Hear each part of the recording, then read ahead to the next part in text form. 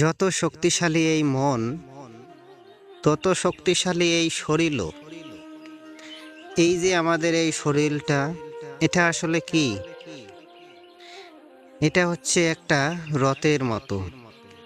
আর একটা রথ ততক্ষণ চলতে পারবে না যতক্ষণ না কোনো সারথি তাকে চালাবে। এই মন হলো শরীরের সারথি।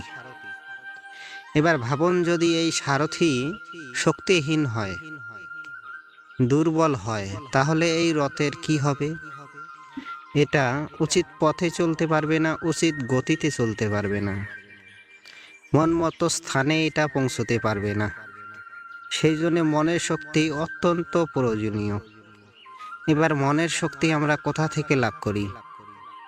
দৃঢ়তার শক্তি থেকে। এবার এই শক্তি আমরা কিভাবে বাড়াতে পারি? আমরা প্রতিদিন নতুন কিছু স্থির করি।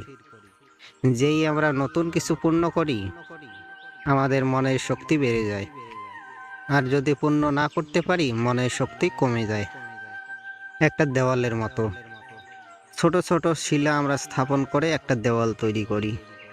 এতগুলো পাথর যখন একত্রিত হয়ে যায়, তখন এমন এক দেওয়াল তৈরি হয়ে যায় যাকে ভাঙা অসম্ভব হয়ে যায়।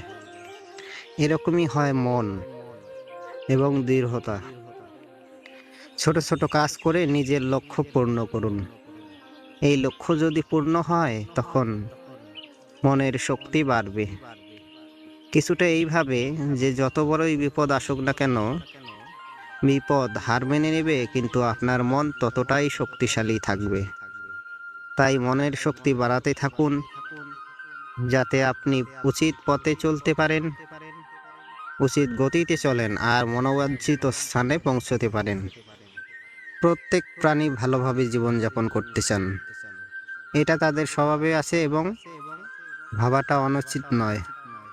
কিন্তু একটা ভালো জীবনের গুরুত্বপূর্ণ অংশ হলো কোনটা? বসবাসের স্থান। সেই স্থান যেখানে আমরা জীবন অতিবাহিত করি। এবার মানুষ ভাবতে পারে, একটা ভালো বাসস্থানের অর্থ কি? যেখানে সহজে জল পাওয়া যায়, শুদ্ধ বায়ু পাওয়া যায়, যেখানে আনাজ উৎপন্ন হয়। এটা জীবনযাপনের জন্য পর্যাপ্ত বটে, কিন্তু ভালো জীবনযাপনের জন্য আরও একটা কথা বুঝতে হবে। সাধু, জ্ঞানী, পণ্ডিত ব্যক্তি, এই সকল মহাপুরুষ, এনাদের যে বাসস্থান তা অত্যন্ত বিশেষ হয়। এখানে এক ধরনের বিশেষ ইতিবাচক শক্তি থাকে। এমন একটা স্থান যেখানে দেবতারাও বিচরণ করে। জীবন আমরা সবাই অতিবাহিত করি, কিন্তু জীবনের উদ্দেশ্য শুধুমাত্র জীবনযাপন করা নয়। জীবনের উদ্দেশ্য হলো মুক্তি লাভ করা। আর এই সকল মহাপুরুষ মুক্তির পথে নিয়ে যেতে পারে, কারণ এরা হলো সেই মহাপুরুষ যারা নিজের অন্তরের বিকার, অহংকার, ক্রোধ, বিদ্বেষ, সকল দোষগুলিকেই ত্যাগ করেছেন, এদের উপর বিজয় লাভ করেছেন। এমনই একজন ব্যক্তি আপনাকে মুক্তির পথে নিয়ে যেতে পারে।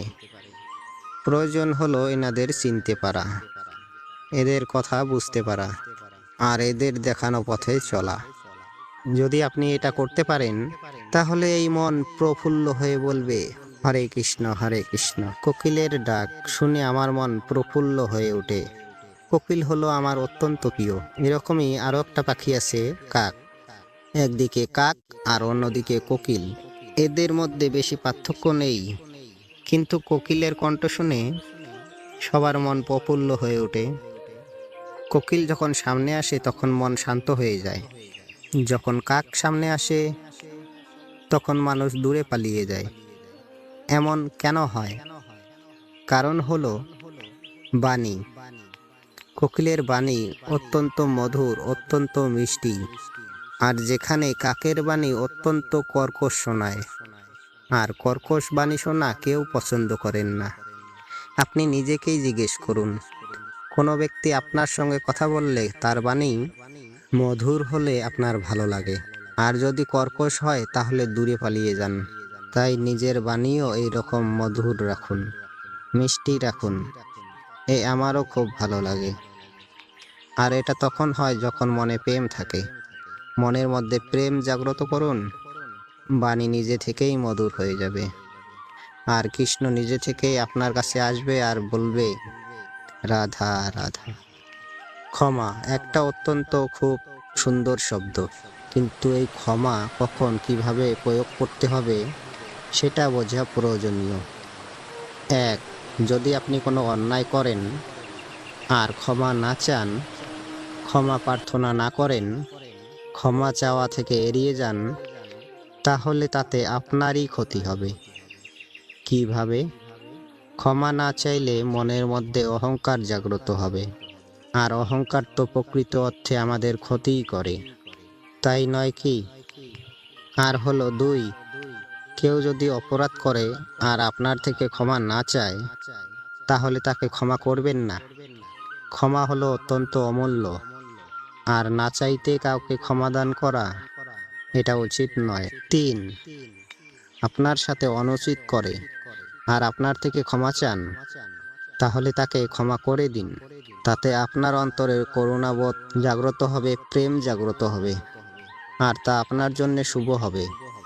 চার, যদি আপনি নিজে কোনো অপরাধ করেন, তাহলে অবশ্যই ক্ষমা চাইবেন, তাতে আপনারই লাভ হবে। কিভাবে? সামনের ব্যক্তি আপনাকে ক্ষমা করুক বা না করুক, আপনার অন্তরের অহংকার ক্ষীণ হবে আর এই মন আরো নির্মল হয়ে উঠবে। এই ক্ষমা অত্যন্ত অমূল্য, ভেবেচিন্তে একে ব্যবহার করুন আর আমার সাথে বলুন, রাধা রাধা। বন্ধুরা, ভিডিওটা একটুও যদি ভালো লাগে, লাইক শেয়ার সাবস্ক্রাইব করতে ভুলবেন না।